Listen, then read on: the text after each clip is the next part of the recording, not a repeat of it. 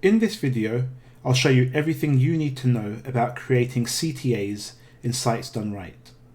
CTAs, or calls to action, are the smaller ad style blocks that appear between your content. You can include images, titles, text, and the all-important link in each CTA.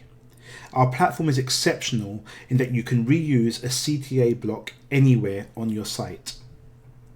To create a new CTA, you can either use the Quick Create button by hovering over the Add New symbol and clicking on CTA, or alternatively, you can go the menu route by clicking Components and then CTAs from the sidebar menu. On this page, you'll be then able to press the Quick Add button to create a blank CTA. So let's do that now. A new item will be added, and you'll have the option to perform some quick edits like adding a title for the call to action directly from this screen. Or you can press the Admin Edit button to perform more edits for this call to action.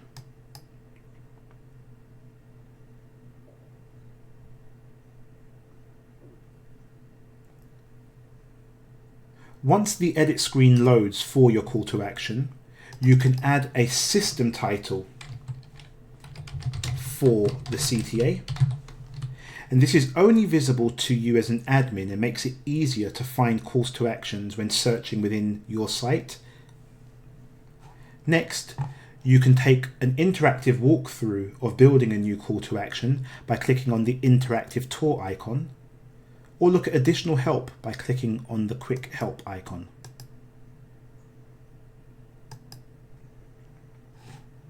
The quick tour is especially useful as it will dynamically walk you around creating your call to action step by step. So let's do that now. You'll be greeted with a description of what calls to actions are and what content you'll be able to edit in this space. If we click Next, you'll be able to go through to the Content tab. You can pick a type of CTA that you'd like to use, whether a regular call to action or a form-based call to action by pulling through one of your many forms within your Sites Done Right install. We'll stick with a regular call to action for now. Next up, you can give a title for your call to action, so we'll do that now.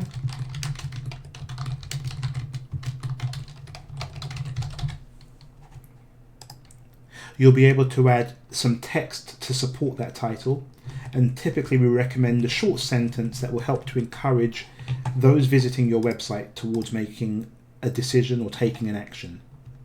So I'll grab some text for that now. You can then choose the image type for your call to action, whether that will be an image from your image library, whether the image should be applied to the background of the call to action, or whether you'd prefer to use an icon from one of our available icons. In this case, we'll stick with an image.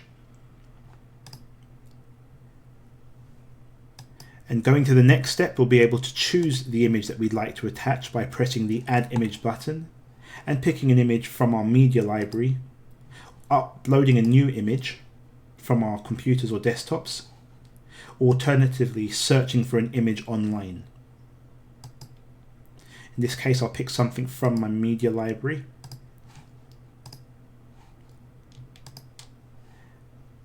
Next up, you'll be able to add a link for your call to action, either by picking a link to a page from within your website, so an internal link. You can link to somewhere external by including the full URL for the page you'd like to link to, and the text that you'd like to appear on the button itself. We can now go through and view the settings for this call to action.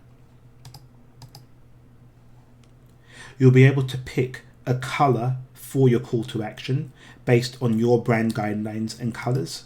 So depending on your site and setup, you'll have different colors for your primary, secondary, tertiary, light and dark variants. If you leave this blank, our system will automatically pick a color for you based on your brand guidelines and where the CTA is located. but if you'd like it to be fixed to an exact color all of the time, pick one here. You'll be able to pick a predefined class or style to apply to your calls to action from any of those available within our system, or by adding a custom class, you can choose some of your own designs and styles to apply to your calls to action. This is a preferred option for some developers and web designers. And lastly, you'll be able to save your changes by either saving your CTA as a draft in the system and making it available for you to work on later, or alternatively by clicking the publish button to publish the call to action straight away, making it available online. So we'll click publish,